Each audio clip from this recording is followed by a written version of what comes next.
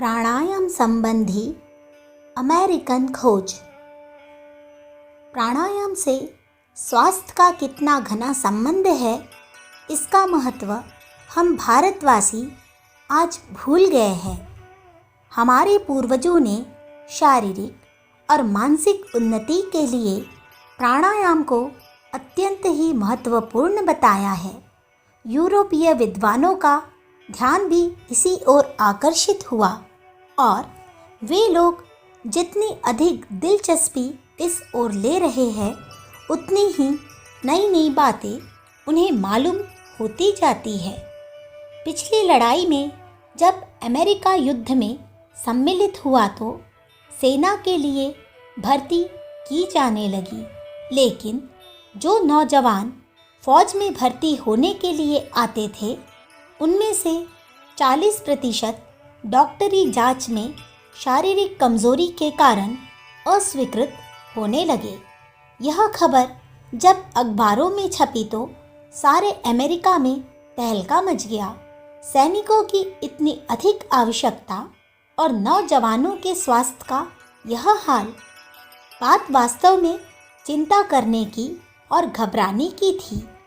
उस समय अमेरिका के एक आध्यात्मिक महानुभाव श्री टॉमसन रॉबर्ट गैंसन ने सरकार को लिखा कि यदि सेना में भर्ती के लिए डॉक्टरी कारणों से अस्वीकृत नौजवानों को कुछ समय के लिए मुझे दे दिया जाए तो चंद दिनों में ही मैं उनकी कमजोरी को दूर करके उन्हें सेना में भर्ती होने योग्य बना सकता हूँ।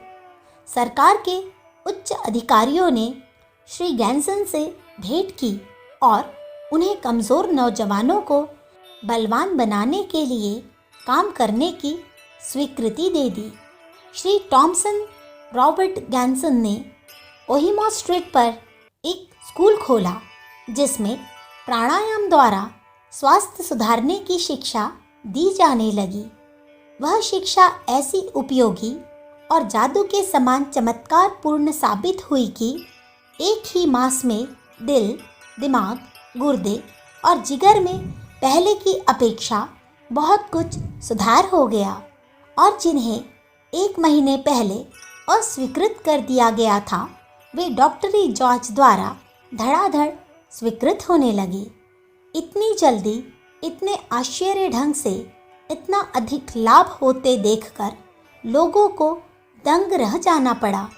तब अमेरिका की जनता ने जाना कि प्राणायाम एक साधारण सी क्रिया है, तो भी इसके लाभ असाधारण है। तब से वहाँ की जनता प्राणायाम की सहायता से अपने स्वास्थ्य में बहुत भारी सुधार कर रही है। वहाँ अनेक शिक्षालय ऐसे हैं जिनमें प्राणायाम क्रियाओं द्वारा नाना प्रकार के रोगों का इलाज किया जाता है और गिरी हुई तंदुरुस्तियों को सुधारा जाता है।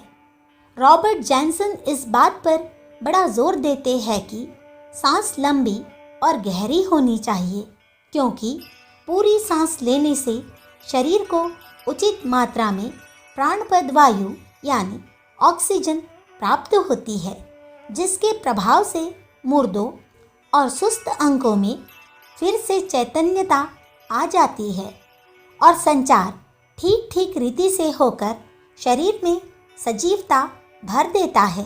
कलेजा, पेट, आमाशय, गुर्दे और मूत्राशय पर प्राणवायु की अधिकता का विशेष प्रभाव पड़ता है और उनके अंदर जो खराबियां रुकी पड़ी थी, वे थोड़े ही दिनों में अपने आप निकल जाती है। फेफड़े की मजबूती का गहरी श्वास से अत्यधिक संबंध है।